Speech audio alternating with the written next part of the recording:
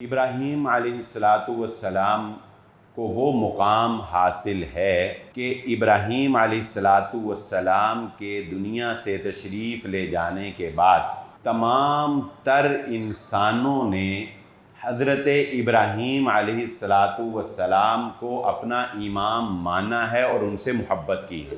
اتنا نرم دل انسان، اتنا حلیم انسان جو گناہگار قوم کو بچانے کے لیے اللہ سے سفارشیں کر رہا ہے، اللہ نے جب اس سے اس کے بیٹے کی قربانی مانگی اس نے اف تک نہیں کی ہے۔ تو ابراہیم علیہ السلام ایک ایسی پرسنالٹی ہیں، ایک ایسی شخصیت ہیں کہ جن کی سیرت کا مطالعہ ہماری زندگیوں میں بہار پیدا کر دے۔ سارا حج ابراہیم علیہ السلام کے خاندان کی یاد ہے اور دن بھی وہ ہیں۔ ہماری آج کی گفتگو عید الاضحیٰ کی مناسبت سے حضرت ابراہیم علیہ السلام کی سیرت کے اوپر ہی ہوگی۔ ابراہیم علیہ السلام کو وہ مقام حاصل ہے کہ ابراہیم علیہ السلام کے دنیا سے تشریف لے جانے کے بعد تمام تر انسانوں نے حضرت ابراہیم علیہ السلام کو اپنا امام مانا ہے اور ان سے محبت کی ہے۔ یہ ایک الگ بات ہے کہ یہود و نصارہ نے شرک کیا اللہ کے ساتھ اور بے وفائی کی حضرت ابراہیم علیہ السلام کے ساتھ، لیکن ان کو آج بھی بڑا مانتے وہ ضرور ہیں، چاہے وہ زبان سے مانتے ہیں، عمل سے اس کا انکار کرتے ہیں۔ اور مسلمان تو ہیں ہی حضرت ابراہیم علیہ السلام کے جانشین۔ ہمیں اللہ رب العزت نے 3 باپ دیے ہیں۔ اللہ رب العزت نے ہمیں 3 باپ دیے ہیں۔ ایک جو ہمارا حقیقی باپ ہے، جس کے نطفے سے انسان پیدا ہوتا ہے، وہ ہمارے والد، وہ ہمارا باپ۔ دوسرا جو انسانیت کے باپ ہیں، بطور انسان ہونے کے جو ہمارے والد ہیں، وہ حضرت آدم علیہ السلام۔ اور نمبر 3 جس کا ذکر یہ سورہ حج کی اس آیت میں ہے کہ اللہ رب العزت نے فرمایا ملت ابیکم ابراہیم، بحیثیت مسلمان ہم سب کے باپ حضرت ابراہیم علیہ السلام۔ مسلمانوں کے باپ کون ہیں؟ حضرت ابراہیم علیہ السلام۔ انسانوں کے باپ کون ہیں؟ حضرت آدم علیہ السلام۔ اور ایک ہمارے حقیقی والد، یعنی یہ مقام ہمارے مسلمانوں کے باپ ہونے کا مقام اللہ رب العزت نے حضرت ابراہیم علیہ السلام کو اعزازی طور پر عطا کیا۔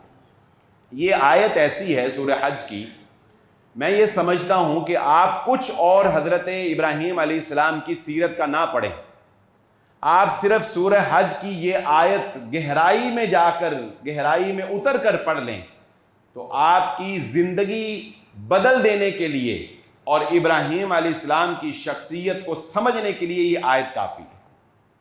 اللہ رب العزت فرماتے ہیں وَجَاهِدُوا فِي اللَّهِ حَقَّ جِهَادِهِ هُوَ اجْتَبَاكُمْ، اے مسلمانوں، اللہ کے لیے جس طرح جان مارنی چاہیے تم ویسے جان مارتے نہیں۔ اللہ نے کیا کہا؟ وَجَاهِدُوا فِي اللَّهِ حَقَّ جِهَادِهِ، اللہ کے لیے اے مسلمانوں ویسے جان مارو جیسے جان مارنے کا حق ہے، جیسے اللہ کے لیے، اللہ کے دین کے لیے کٹ مرنے کا، سب کچھ قربان کر دینے کا حق ہے، جیسے انبیاء نے کیا، جیسے صحابہ نے کیا، تمہیں ویسے کرتے نہیں۔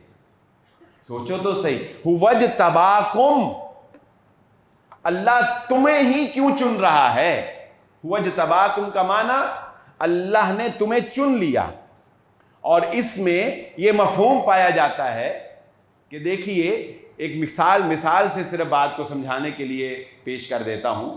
آپ نے کسی کو ملازم رکھنا ہو، آپ نے کسی کو ملازم رکھنا ہو تو آپ کو اگر آئی ٹی کا بندہ چاہیے جو آئی ٹی میں کام کرے، تو کیا آپ اس کی جگہ کسی ٹیلر کو رکھیں گے؟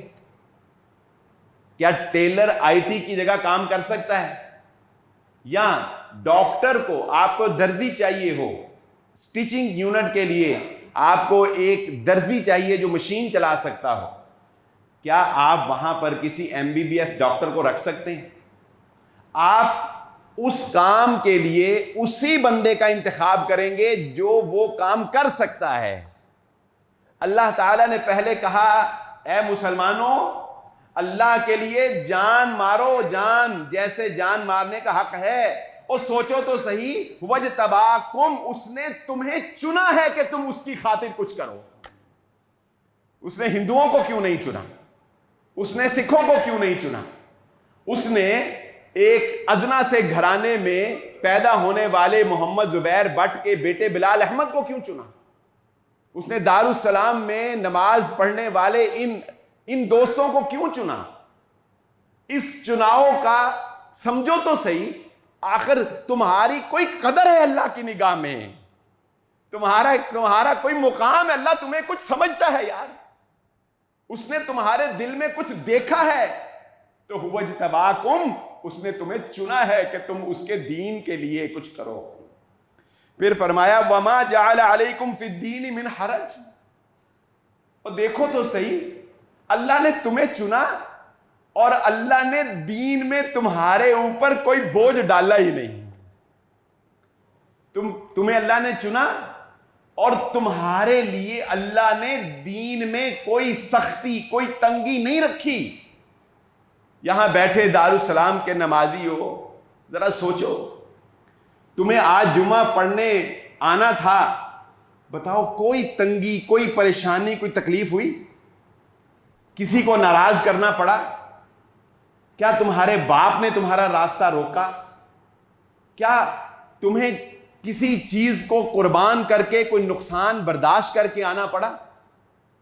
یہاں بیٹھے کیا تمہارے پسینے آ رہے ہیں تم ایک اچھے ماحول سے نکلے، اچھی گاڑی میں بیٹھے، تم یہاں آ گئے، تمہیں نماز پڑھنے میں کوئی رکاوٹ کبھی آئی ہے؟ بتاؤ، تم داڑھی رکھتے ہو تو کیا تمہیں کبھی کوئی رکاوٹ آئی ہے؟ بتاؤ، تم اپنے طور پہ جتنا مرضی سوچو، تمہیں دین میں چلنے میں اللہ ہم سے، مجھ سے، آپ سے، دارالسلام والوں سے کہہ رہا ہے کہ دیکھو اللہ نے ہمیں چنا ہے، اپنے دین کے لیے چنا ہے، اور پھر یہ اس کا احسان ہے کہ اس نے دین میں ہم پر کوئی امتحان، کوئی سختی، کوئی آزمائش نہیں ڈالی۔ اور اگلی بات رونگٹے کھڑی کر دینے والی ہے، ملت ابیکم ابراہیم۔ اگر تمہیں لگے کہ اللہ کے چناؤ کے بعد تمہارے لیے زندگی کچھ مشکل ہے، اگر تمہیں لگے کہ دین پہ چلنا کچھ مشکل ہے، تو ذرا غور کرنا، ملت ابیکم ابراہیم، یہ تمہارے باپ ابراہیم کا دین ہے۔ ابراہیم کی زندگی دیکھ لینا، تمہیں اپنے غم بھول جائیں گے۔ ابراہیم کی زندگی پڑھ لینا، اس نے دین کی خاطر کیا کیا؟ اس نے دین کی خاطر سب سے پہلے اپنے باپ سے ٹکر لی۔ اور ابراہیم علیہ الصلوۃ والسلام کی عمر اس وقت پتہ کتنی تھی؟ جب انہوں نے بتوں کو توڑا اور پورے مجمع کے سامنے وہ کھڑے ہوئے تو ان کی عمر پتہ ہے کتنی سی؟ ٹین ایجر، 16 سال۔ 16 سال فتن کا لفظ ہے، نوجوان، 16 سال۔ یہاں کوئی 16 سال کا بچہ ہو، اسے کھڑا کر کے دیکھ لیں، آپ حیران ہو جائیں گے۔ 16 سال کا بچہ اور وقت کے نمرود سے ٹکر لے رہا ہے۔ ابراہیم علیہ الصلوۃ والسلام میں سے اکثر لوگ ذرا اس بندے درویش کی جرت کو تو دیکھو، اور پھر دیکھو کہ اللہ رب العزت نے ہمیں بتایا کہ اگر تمہیں دین پر چلنا مشکل لگے تو دیکھو تم کتنے ہی ایسے کام صرف اس لیے کرتے ہو کہ تمہارا باپ کرتا تھا، تم مسلمان صرف اس لیے ہو کہ تمہارا باپ مسلمان تھا، تم کتنے ہی ختم درود، بدعات، خرافات چادریں چڑھانا، تم کتنے ہی غیر اللہ کے نظر و نیاز کے کام صرف اس لیے کر دیتے ہو کہ خاندان والے اور باپ دادا کرتے تھے۔ ابراہیم علیہ السلام نے سب سے پہلے اپنے باپ سے ٹکر لی، اور باپ سے ٹکر لینا آسان نہیں ہوتا۔ ہم سب دیکھ لیں اپنی زندگی کو، اپنے لائف سٹائل کو، 98% لوگ جو ہیں وہ اپنے خاندان اور اپنے ماں باپ کے دھارے پہ چلتے ہیں، مخالف چلنے کی جرت بہت کم لوگوں میں ہوتی ہے۔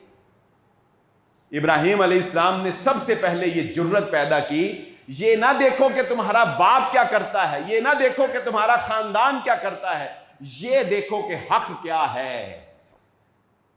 تھنکر بنو، سوچو، غور و فکر کرو، دلائل کو پرکھو، آسمان پہ غور کرو، چاند، ستارے، سورج کو دیکھو، ان بے بس لوگوں کو دیکھو، اور پھر جان لینا جو خود کسی کا محتاج ہوتا ہے وہ خدا نہیں ہو سکتا، وہ تمہارا کچھ نہیں کر سکتا، جو تمہارے کام آنے والا ہے وہ ہر ایک سے بے نیاز ہے۔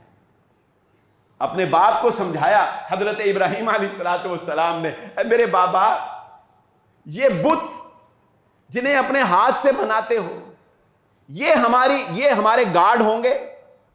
یہ ایسے ہی ہے کہ جیسے آپ ایک سیکیورٹی گارڈ رکھیں اور اس سیکیورٹی گارڈ کو آپ کو سیکیورٹی دینی پڑے، تو بتائیں اس سے بڑی بے وقوفی اور کیا ہوگی؟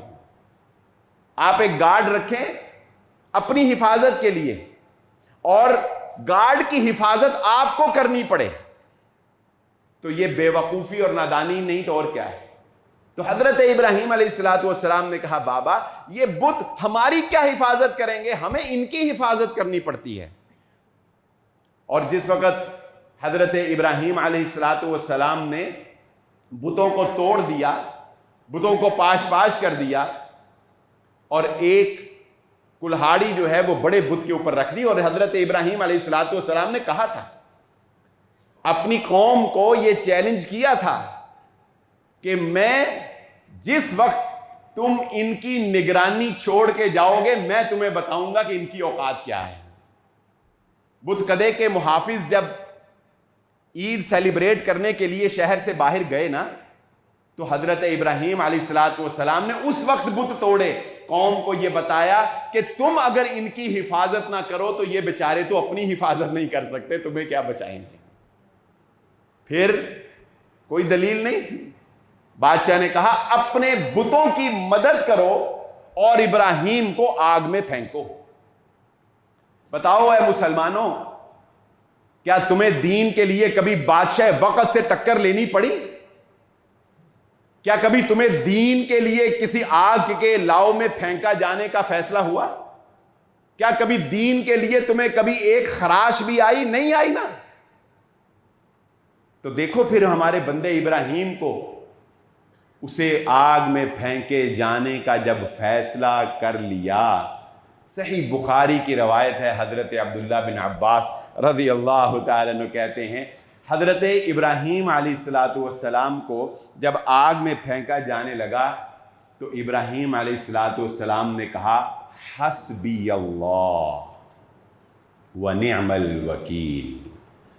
اس حسبی اللہ کا معنی لفظی نہیں کروں گا، لفظی تو آپ کو آتا ہوگا نا، میں اس حسبی اللہ کے پڑھنے کا مفہوم آپ کو بتاؤں گا کہ حضرت ابراہیم علیہ السلام کو جب آگ میں پھینکا جانے لگا تو کس کانفیڈنس کے ساتھ قرآن کی ان آیات کو اگر میں منظر بنا کے آپ کے سامنے پیش کرنے کی صلاحیت رکھتا تو شاید کہ میں یہ کر سکتا، لیکن جو میں کر سکوں وہ یہ ہے کہ ابراہیم علیہ السلام نے جس کانفیڈنس کے ساتھ حسبی اللہ ونعم الوکیل پڑھا، یہ الفاظ اس بات کی نشاندہی کرتے ہیں کہ ابراہیم علیہ السلام کو یقین تھا کہ آگ مجھے جلا نہیں سکتی ہے۔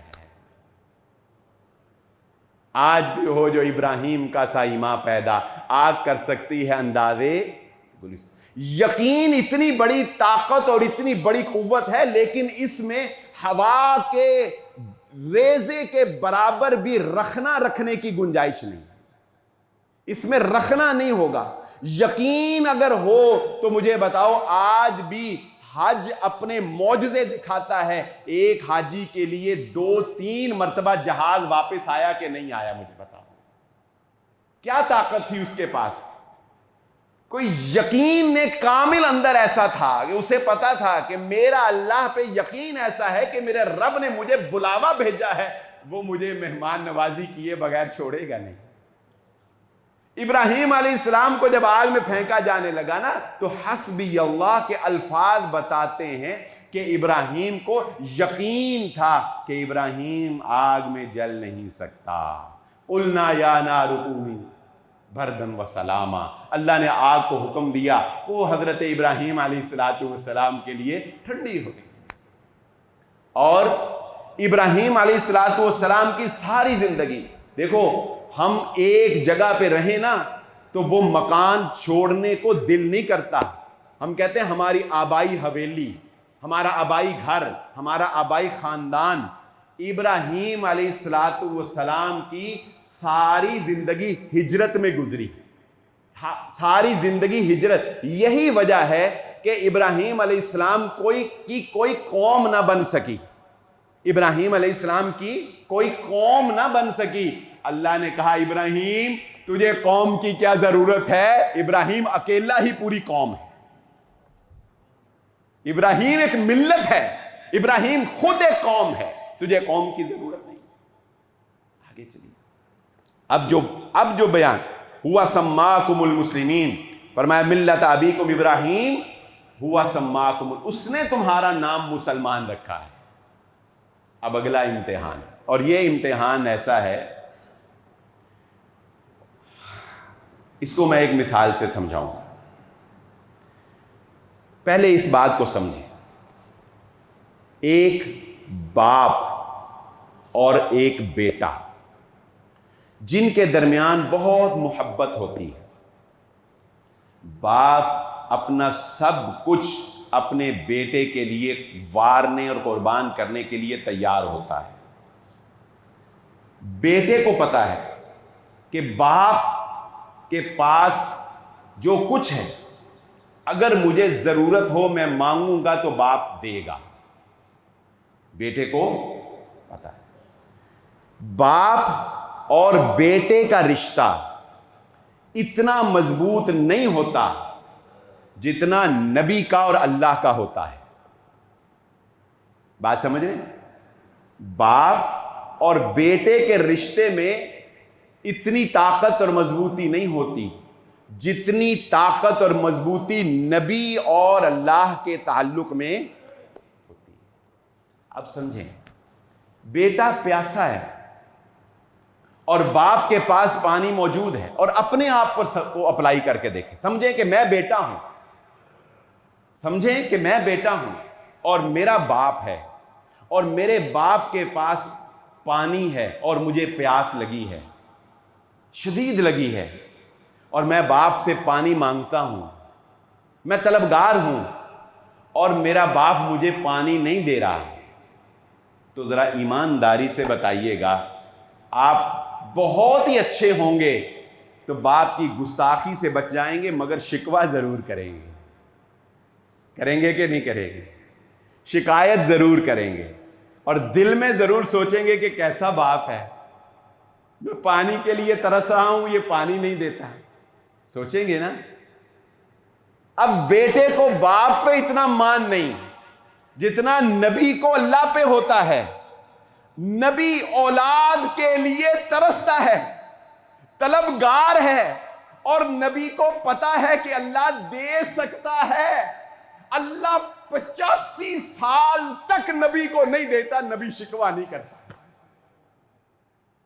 پتا ہے نا ابراہیم کو کہ اللہ دے سکتا ہے، اور میں پیاسا ہوں، اور اس کی خاطر قربانیاں کتنی دے رہا ہوں، اس کے باوجود اللہ نہیں دے رہا۔ تو ابراہیم علیہ السلام پھر بھی کہہ رہے ہیں ربی حب لی من، اللہ دے، اللہ دے۔ یہ نہیں کہا اللہ کیوں نہیں دیتا۔ ہم تو تیسری دفعہ دعا مانگے پوری نہ ہو، ہم کہتے یا اللہ منو کیوں نہیں دیتا، کہتے کہ نہیں کہتے؟ انہوں دیتا منو کیوں نہیں دیتا۔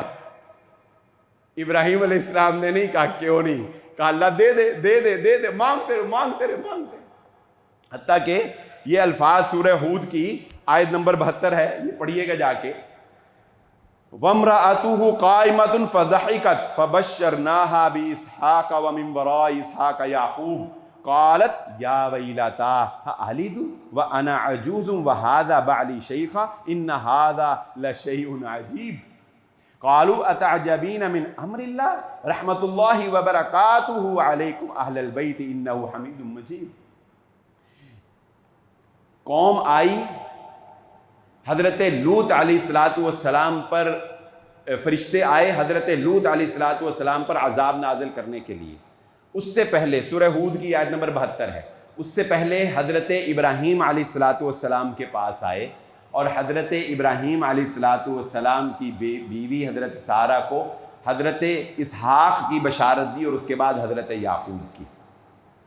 ابراہیم بھی تو بوڑھے تھے نا جب اسماعیل علیہ السلام دیے، لیکن ذرا سمجھانے کے لیے بتا رہا ہوں کہ فرق دیکھیے، بیوی جو ہے وہ کہہ اٹھی، بیوی کہہ اٹھی فرشتوں کو، اور فرشتوں کو کہنا ایسے ہی تھا جیسے اللہ کو، کہ جب اس نے سنا تو چہرے پہ ہلکی سی مسکراہٹ آئی اور کہنے لگی کہ ہائے، اب اولاد دینی تھی جب میں بانجھ ہو چکی ہوں، جب میں بوڑھی ہو چکی ہوں، اب دی ہے۔ دوسرے الفاظ میں یوں کہوں کہ بیوی کہہ رہی ہے پہلے کیوں نہیں دی، جب جوانی تھی تب کیوں نہیں، اب بڑھاپا، اب بندہ میرا بوڑھا ہو گیا، اب پالنے کی سکت نہیں، بچے کو سنبھالنے کی سکت نہیں اور ماں بننے کی صلاحیت نہیں، اب دینی ہے۔ تو فرشتوں نے کہا اے خاتون، اللہ کے فیصلے پہ تعجب نہیں کرتے۔ یہ ہے وہ بات جو مجھے اور آپ کو سمجھنے کی ہے، اللہ کے فیصلوں پہ تعجب نہیں کرتے۔ تمہارے خاوند ابراہیم نے تعجب نہیں کیا، تعجب وہ عورت تھی نا، خاتون تھی، لیکن ثابت قدمی دیکھیے ابراہیم علیہ السلام کی۔ تو آج اگر اللہ نے ہمیں کسی چیز سے محروم رکھا ہے، اللہ کی قسم شکوہ نہیں بنتا۔ بتاؤ ابراہیم کی زندگی دیکھ کے شکوہ کرو گے؟ شکوہ یاد رہے گا؟ شکایت کرنے کا حوصلہ پڑے گا کہ اللہ سے شکایت کروں؟ وہ جس نے قربانیوں کے انبار لگائے، اس نے کبھی شکوہ اور شکایت نہیں کی۔ پھر یہی کافی نہیں، پھر اللہ نے بیٹا دیا، کہا ابراہیم امتحان ختم نہیں ہوں گے، زندگی جہد مسلسل میں گزارو گے تمہیں تمہارے باپ نے اسی جوانی میں گھر سے نکالا تھا، تم جوانی میں اللہ کی خاطر گھر سے نکلے تھے۔ ایک فطری بات ہوتی ہے باپ کے اندر، باپ نے جو دکھ خود دیکھے ہونا وہ کہتا ہے میری اولاد نو نہ آن، ہوتی ہے کہ نہیں ہوتی؟ ہوتی ہے۔ اکثر باپ کو کہتے 80 مزدوری کر لی پر انہوں نہیں ہن کرن دینی، میں جو دیکھ لیا انہوں نہیں دیکھن دینا۔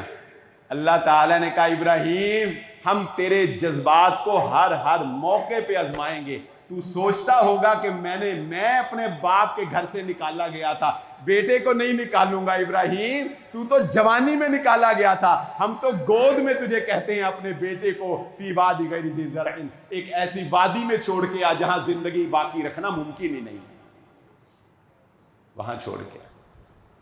پھر جب مڑنے لگے حضرت ہاجرہ نے پوچھا ابراہیم کس کے سہارے؟ کہا اللہ کے سہارے، خاموش ہو گئی۔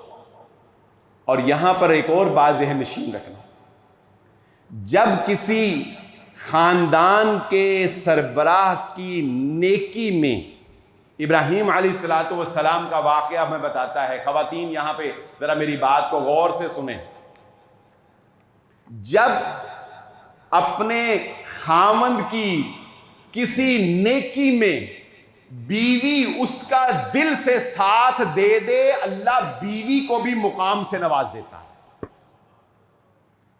ابراہیم اکیلے نہیں تھے، ابراہیم کی بیوی نے بھی قربانی دی۔ حج اس کے بغیر مکمل نہیں ہوتا، عمرہ اس کے بغیر مکمل نہیں ہوتا جب تک ہاجرہ کی یاد میں سعی اور مروہ میں چکر نہیں لگا۔ یہ واحد عورت ہے ورنہ جتنی نسبتیں ہیں وہ مردوں سے جڑی ہیں عبادات کی. یہ واحد عورت ہے.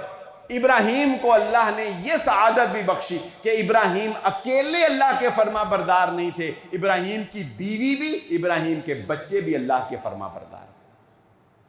جب خاندان اللہ کا فرما بردار ہو جائے، جب فیملی اللہ کی فرما بردار ہو جائے، اللہ اس ایک بندے کی، نبی تو ایک ہی تھے نا، ابراہیم تھے نا، اس ایک بندے کی برکت اور اس کے ساتھ جڑنے سے، اس کے ساتھ تعاون کرنے سے اللہ پورے خاندان کو نواز دیتا. جڑو ان لوگوں کے ساتھ جو نیکیاں پھیلاتے ہیں، اللہ تمہیں بھی امر کر دے گا. مخالفت نہ کرو ان کی جو نیکیوں میں آگے. پھر زمزم کا تحفہ ہمیں مل گیا حضرت اسماعیل علیہ السلام کی برکت سے. وقت قلیل ہے، باتیں بہت ہیں، آگے لے کر چلتا ہوں تھوڑا سا.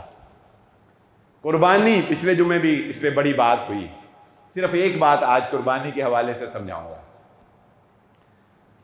اللہ تعالی نہ خون چاہیے، نہ اولاد چاہیے، نہ بیٹا چاہیے، وہ دینے والا ہے، وہ عطا کرنے والا ہے. حضرت ابراہیم علیہ السلام کو خواب آیا. خواب میں دیکھا، انی ارا فی المنام انی اذبحک، اے بیٹے میں نے خواب دیکھا ہے کہ میں تجھے ذبح کرتا ہوں. کہاں سے لائیں ایسے فرزند جو باپ کی تابعداری میں جان تک گوا دیں. سیکھو اے نوجوانوں، جو باپ کی بات مان کر یہ سمجھتے ہیں کہ ہم نے باپ پر کوئی احسان کیا ہے، جو باپ کے آگے اونچی آواز سے بولنے کو آزادی اظہار رائے سمجھتے ہیں، جو باپ کے مقابلے میں اپنی بات رکھنے کو اپنے رائٹ سمجھتے ہیں، وہ سیکھو اسماعیل کو جب اس کے بابا نے کہا کہ بیٹا میں نے خواب دیکھا ہے کہ میں تجھے ذبح کرتا ہوں، تو بیٹے نے کہا بابا کر گزریے، میں سی بھی نہیں کروں گا. بیٹے نے کہا بابا کر گزریے، میں سی بھی نہیں کروں گا. اور اللہ نے چاہا تو آپ مجھے صبر کرنے والوں میں سے ستجدونی انشاءاللہ من الصابرین. اللہ نے چاہا تو آپ مجھے صبر کرنے والوں میں سے. اللہ تعالی بندے سے کچھ لینا نہیں چاہتا، نہ بندہ کچھ دے سکتا ہے، نہ ہم اللہ کے کوئی کام آ سکتے ہیں، نہ ہم دے سکتے ہیں. اللہ تعالیٰ نے ابراہیم علیہ السلام کو کہا اپنے بیٹے کی گردن پر چھری چلا دے. ابراہیم علیہ السلام بچے کو لے کے چل پڑے، بچے کو لٹا دیا. اپنے طور پر ابراہیم نے چھری چلا دی. اللہ مجھ سے، آپ سے، دل کے گہرائیوں سے صرف یہ دیکھنا چاہتا ہے میرا بندہ میری خاطر قربانی دے سکتا ہے کہ نہیں دے سکتا. اللہ کو یہ ثابت کر دیا جس دن میں نے آپ نے کہ اللہ ہم تیری خاطر قربانی دے سکتے ہیں. اس کو قربانی نہیں چاہیے، وہ ہمیں نواز دے گا. علیہ السلام نے صرف یہ ثابت کر دیا اللہ میں تیری خاطر کر سکتا ہوں. میں اوپر سے نہیں کہہ رہا، میں اوپر سے نہیں کہہ رہا، میرے الفاظ میرے دل کے ساتھ جڑے ہیں. میں جسم و جان سے تیرا تابعدار ہوں.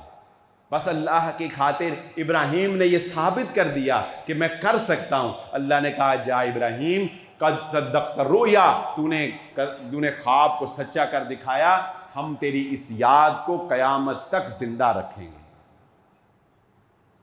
زندگی میں کئی ایسے موقع آتے ہیں جب انسان ڈول جاتا ہے. میں شاید پہلے بھی آپ کو بتایا تھا، یہاں دارالسلام کا واقعہ ہے. میں نے سود پہ جمعہ پڑھایا. میں آج بھی داد دیتا ہوں اس بچے کو. مجھ جیسے کمزور ایمان والے پہلے اگلی راستے سیٹ کرتے ہیں، پھر پچھلے جو ہے وہ معاملات چھوڑتے ہیں. میں نے سود پہ جمعہ پڑھایا، سلام پھیرا. ایک نوجوان، کتنی عمر ہوگی، میرا خیال ہے اس کی 21-22 سال عمر ہوگی جبکہ بندہ اپنی ایجوکیشن کمپلیٹ کرتا ہے. مجھے کہتا ہے کہ میں ایک شاید بینک میں تھا، وہ کہنے لگا کہ میں بینک میں جاب کرتا ہوں، سودی معاملہ ہے سارا، میں نے آج آپ کا جمعہ پڑھا ہے، کیا کہتے ہیں؟ میں نے کہا چھوڑ دو. کہتا آپ سے وعدہ کر کے جاتا ہوں یہاں سے جا کے استعفیٰ دوں گا، کل بینک میں نہیں جاؤں. یہاں بیٹھ کے مجھ سے وعدہ کر کے گیا. 3 ماہ کے بعد میں یہاں سے جمعہ پڑھا کے جا رہا، وہ مجھے آج بھی یاد ہے جہاں یہ بھائی بیٹھے ہیں، یہاں کھڑا تھا. جب سارے چلے گئے میرے گلے لگ کے رونے لگ گئے. کہا مجھے پہچانا ہے؟ میں نے کہا نہیں. میں نے واقعی نہیں پہچانا. میں نے کہا نہیں میں ہلکا ہلکا. کہنے لگا میں وہ ہوں جس نے آپ کو کہا تھا کہ میں بینک کی نوکری چھوڑوں گا, کل نہیں جاؤں گا. کہتا ہے میں نے بینک کی نوکری چھوڑی, اس سے 3 گنا زیادہ سیلری میں اسلام آباد میں جاب کر رہا. بات تو ہے. اللہ ہمارے لیے بھی وہی ہے جو ابراہیم کا تھا. اللہ ہمارا بھی وہی ہے جو ابراہیم علیہ السلام کا تھا. لیکن وہ مقام اعلیٰ, وہ مرتبہ اعلیٰ. چلو ہم گناہ گار ہی صحیح, ہم خطا کار ہی صحیح, مگر کبھی اللہ کی خاطر کچھ کر کے دیکھو, وہ اللہ اپنے بندوں کو نواز دیتا ہے, وہ عطا کر دیتا ہے, وہ امر کر دیتا ہے. وہ تمہاری یاد کو زندہ کر دے گا لوگوں میں. وہ تمہارے جانے کے بعد تمہارا ذکر خیر لوگوں میں زندہ کر دے گا. لوگ تمہارا نام لے کے تمہیں دعائیں دیا کریں گے. تمہاری نسلوں میں نیکیاں آ جائیں گی. حضرت سارہ نے اگر بانجھ پن کو کئی سالوں تک برداشت کیا, حضرت سارہ نے کئی سالوں تک اگر بانجھ پن کو, بے اولادی کو برداشت کیا, صبر کیا, شکوہ نہ کیا, شکایت نہ کی, جس وقت فرشتے آئے اس وقت تھوڑا اظہار خیال کیا, دیکھو اللہ نے ان کی نسل میں اسحاق سے لے کر عیسیٰ تک سارے نبی پیدا کر دیے. اور اللہ کے نبی صلی اللہ علیہ وسلم نے فرمایا کہ بنی اسرائیل کے نبیوں کی مثال ایسے ہی ہے جیسے میری امت کے علماء کی, کہ لڑی سے لڑی جڑتی تھی. نبی میں کبھی ڈسٹنس نہیں آتا تھا. ایک نبی کے بعد دوسرا نبی اس کے ساتھ اٹیچ ہوتا تھا, دوسرے کو وہ جانشینی دے کر جاتا تھا. نبیوں کا ایک لڑی کا سلسلہ اللہ نے اس خاتون, یہ خاتون ان سارے نبیوں کی ماں, اور 2 لڑیاں اللہ نے چلائیں ابراہیم علیہ السلام کی, ایک اسماعیل اور ایک اسحاق. اور یہ دونوں لڑیاں ایسے چلتی چلتی چلتی چلتی آ کے اللہ رب العزت نے جوڑ دی محمد الرسول اللہ صلی اللہ علیہ وسلم. بیت المقدس قبلہ رہا اسحاق علیہ السلام کا. اسماعیل علیہ السلام کے ساتھ مل کر حضرت ابراہیم علیہ السلام نے بیت اللہ تعمیر کیا. ہمارے نبی صلی اللہ علیہ وآلہ وسلم نے بیت المقدس کی طرف بھی رخ کر کے نمازیں پڑھی. اور پھر اللہ رب العزت نے قد نرا تقلب وجهک فی السماء, اپنے نبی کی خواہش کو دیکھا کہ آپ چہرہ آسمان کی طرف اٹھاتے ہیں. اپنے بابا ابراہیم علیہ السلام کی تعمیر کردہ اس گھر کی طرف آپ کا رجحان تھا. اللہ نے ہمارے لیے قبلہ بیت اللہ کر دیا, دونوں کو مرج کر دیا. اللہ نے بتایا کہ وہ سلسلہ اسلام, وہ سلسلہ قربانی جو شروع ابراہیم سے ہوا تھا, اس کا اختتام محمد الرسول اللہ صلی اللہ علیہ وآلہ وسلم پہ کیا. اور کیا یہ نوازشات کم ہیں اس کی؟ حضرت ابراہیم علیہ السلام. میں ایک اور بات بڑی سمجھا ہوں. نبی صلی اللہ علیہ وآلہ وسلم جب معراج پر گئے تو ابراہیم علیہ السلام سے ملاقات ہوئی. اس واقعے سے میرا یہ آئیڈیا ہے کہ اللہ تعالی جنت میں بھی انسان کو اس کے دنیا کے مزاج کے مطابق نوازے گا. دنیا میں جیسی اس کی خواہش تھی, جیسے اس کا مزاج تھا نا, اللہ وہ حسرتیں جنت میں ویسے پوری کر دے گا. حضرت ابراہیم علیہ السلام کے بارے میں اللہ تعالیٰ نے ایک لفظ استعمال کیا ہے کہ ہمارا بندہ بڑا ہی حلیم تھا. ابراہیم بڑا ہی, یہ اللہ رب العزت نے فرمایا یہاں پہ, جب وہ قوم آئی نا, قوم کی طرف فرشتے آئے نا عذاب لے کر, تو ابراہیم علیہ السلام یجادلنا فی قوم لوط ان ابراہیم لحلیم اواہ منیب. یہ سورہ ہود کی اگلی آیت نمبر 75 ہے. اللہ تعالیٰ کہتے ہیں کہ جب فرشتوں نے ابراہیم کو بتایا, ایک اور بڑا پیارا پوائنٹ یاد آ گیا, بات سے بات یاد آتی ہے. وقت اجازت دے تو 3 بجے جمعہ ہو. اللہ تعالیٰ نے کہا کہ جب ابراہیم کو پتہ چلا نا کہ یہ فرشتے اس کے بعد قوم لوط پہ جا کے عذاب نازل کریں گے, تو یجادلونا فی قوم لوط, تو ہمارا بندہ اتنا نرم دل تھا, اتنا حلیم تھا, اتنا انسانوں کا خیر خواہ تھا کہ قوم لوط کو بچانے کے لیے ہم سے جھگڑا کرنے لگ گیا. قوم لوط کو بچانے کے لیے ہم سے جھگڑا کرنے لگ گیا. ذرا غور کرو, ذرا سوچو, اتنا نرم دل انسان, اتنا حلیم انسان جو گناہگار قوم کو بچانے کے لیے اللہ سے سفارشیں کر رہا ہے. اللہ نے جب اس سے اس کے بیٹے کی قربانی مانگی اس نے اف تک نہیں کی ہے کہ نہیں کمال؟ آخر اپنے بیٹے پہ بھی تو ترس آتا ہوگا نا, اپنے بیٹے بھی, اور دوسروں پہ جو رحم آ رہا ہے, گناہگاروں پہ جو رحم آ رہا ہے, اپنے بیٹے پہ کتنا آتا ہوگا. ان کے لیے سفارشیں, اور جب اللہ نے اپنے بیٹے کی قربانی مانگی اف تک نہیں کی. یہ ہے ابراہیم علیہ السلام کی سیرت.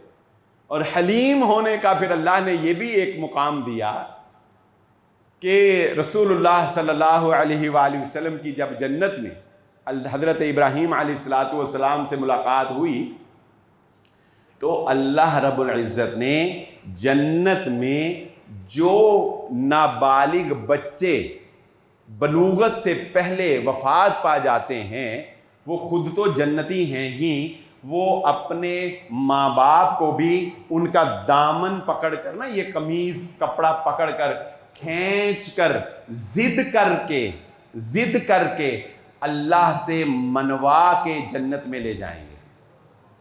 اللہ نے ان بچوں کی جنت میں کفالت کی سربراہی حضرت ابراہیم علیہ السلام کو سونپ دی.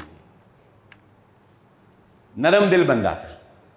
تو ابراہیم علیہ السلام ایک ایسی پرسنالٹی ہیں, ایک ایسی شخصیت ہیں کہ جن کی سیرت کا مطالعہ ہماری زندگیوں میں بہار پیدا کر دے.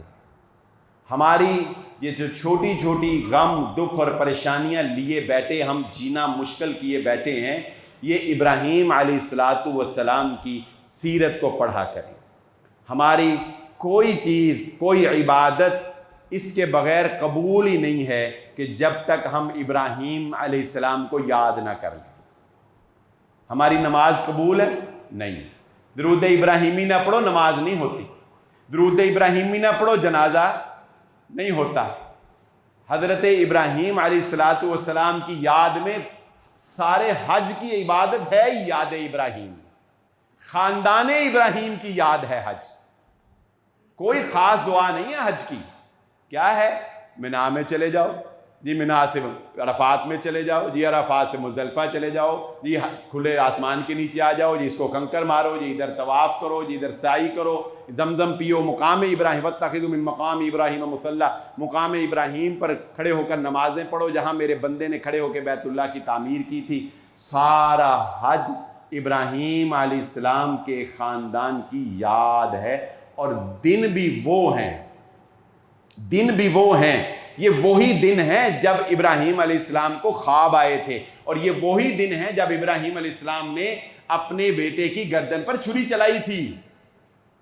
ان دنوں کے علاوہ سارے سال میدان عرفات میں بیٹھے رہو, سارا سال کنکریاں مارتے رہو, اللہ کو کوئی خوشی نہیں ہے. کوئی خوشی اللہ کو کوئی خوشی. وہ دن جب آئے گا جب ابراہیم نے قربانی دی تھی, اللہ کہتا ہے اس دن کو جب یاد زندہ کرو گے میں تمہارے سابقہ سارے گناہ معاف کر دوں گا, تمہیں ایسے کر دوں گا جیسے آج ماں کے پیٹ سے پیدا ہو کے آئے. یہ ابراہیم کا فیض ہے علیہ السلام. اللہ تعالیٰ سے دعا ہے اللہ مجھے اور آپ کو جو کہا اور جو سنا سمجھنے کی اور عمل کرنے کی توفیق عطا فرمائے. وآخر دعوانا الحمدللہ رب العالمین.